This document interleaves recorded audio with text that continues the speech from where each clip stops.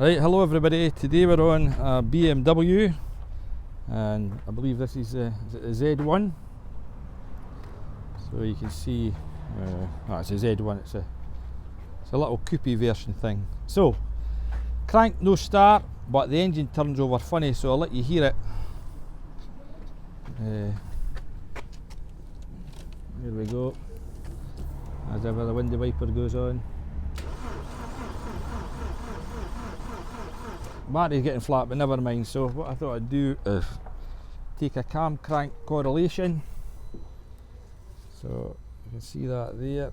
So here's a better view of the two cam sensors and the crank. So if we look at this, let me just move that out the road.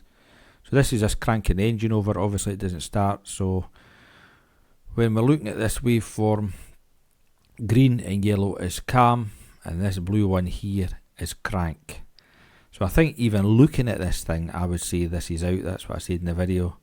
So I'd assume that the green would line up with the top of this yellow one. So just look at this. So you've got two larger gaps, then it's two smaller gaps.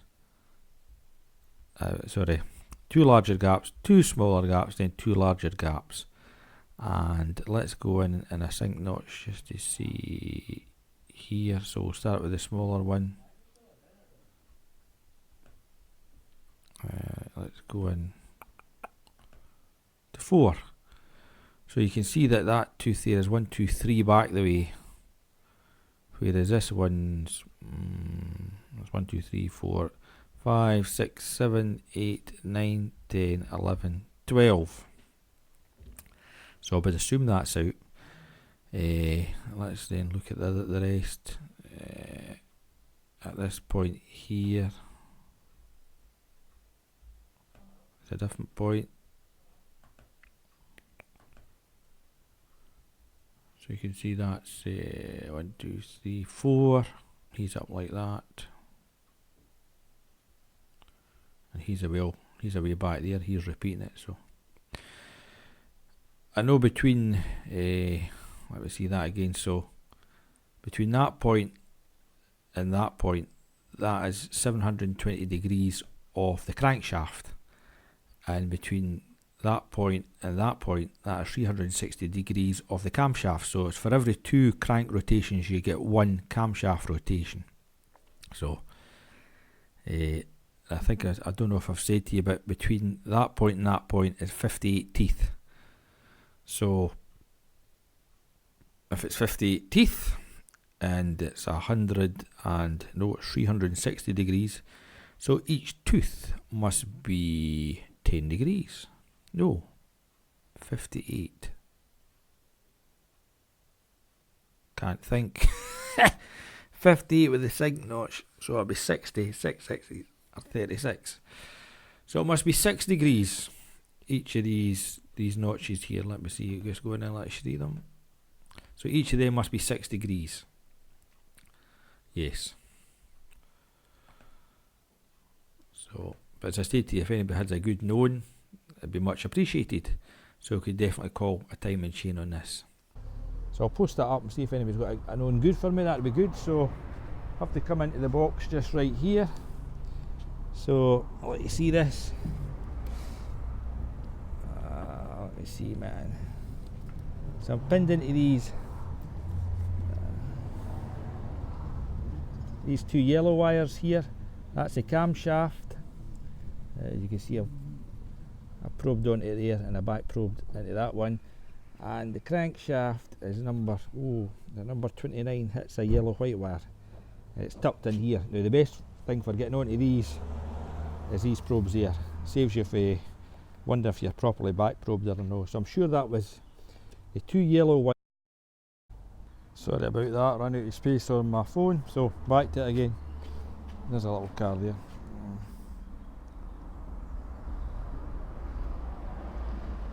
So as I was saying to you, I was into 2 yellow wires there. These are 11 and 12, and the other wire was, sure it was 29.